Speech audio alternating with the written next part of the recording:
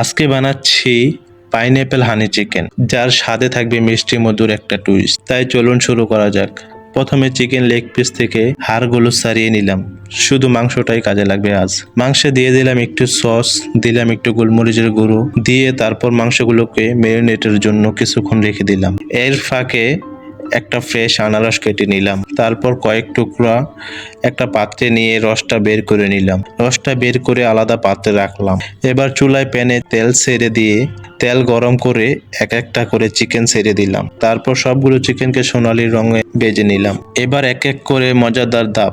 একটা পাত্রে রাখলাম 3 টুকরা আনারস, তারপর তার উপর চিকেন, তারপর 1 চা চামচ মধু, একটুখানি ম্যাগি সস আর সেই আনারসের রস দিয়ে দিলাম। মাঝারি আঁচে একটু কুক করতেই তৈরি আনারসের মধুর মুরগি।